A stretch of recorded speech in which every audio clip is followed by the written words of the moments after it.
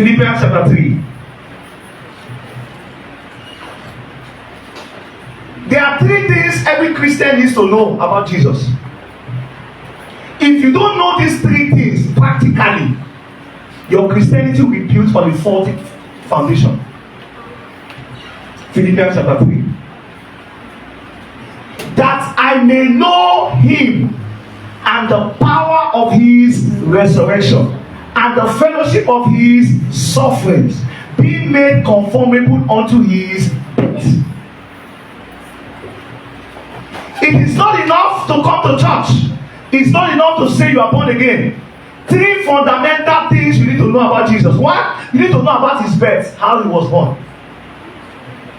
Two, you need to know about his death, how he died, and why he died. Three, you need to know about his resurrection. So in Christendom all over the world, we celebrate Christmas, the birth of Jesus. Then we also celebrate Easter, the death and resurrection of Jesus. Please follow me carefully. Until you have a practical revelation of these three things, you will not be able to function as a Christian. You will only be a Christian by religion, not a practical Christian. There is no disputing that Jesus was born. Born of a virgin. Born in Bethlehem of Judea in time of Herod the king. Where there is dispute, where people, are you still here? Where people argue, where, see, all the religions in the world, they don't argue about Jesus. Are you still here? They don't argue. They say Jesus was a great man, was a prophet. They agree. But that he died and rose again, that's where the argument is. This is where the argument is. They said no, he did not die and rise again. That Jesus did not rise from the dead. This is the argument that they carry. If as the church of Jesus Christ, we are going to carry this gospel to the world, then we must be able to not just preach that he rose from the dead, but we are supposed to be able to demonstrate it. Yeah, I can't wait to get the side here.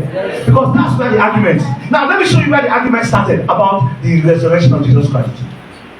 It started in Matthew chapter 28. On the day that Jesus rose from the dead, they started lying about him. That's it.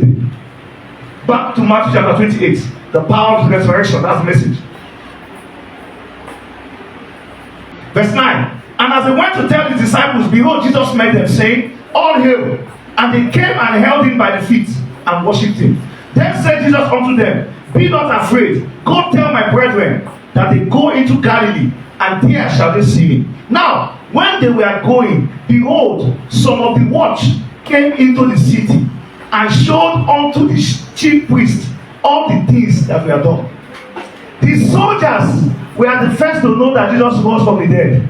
Because when the angel came and opened the door, they pretended to be dead men. They were afraid of the angel. So they formed as if they were dead.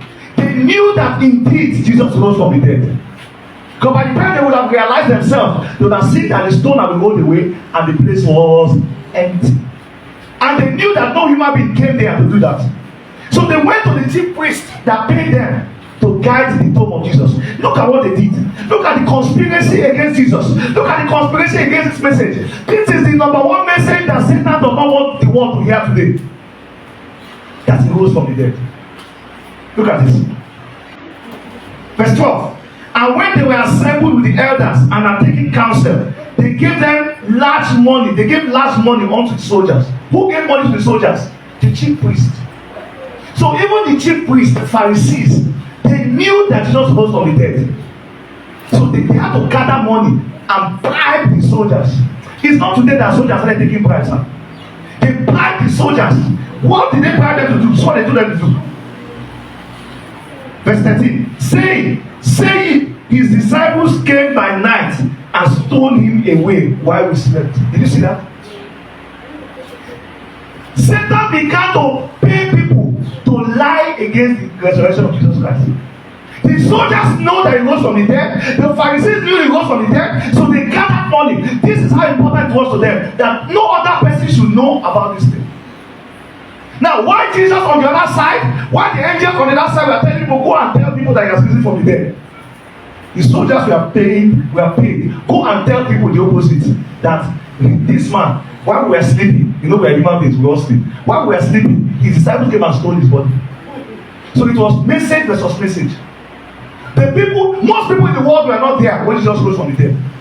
They had to depend on the message they would hear from other people. Are you still here?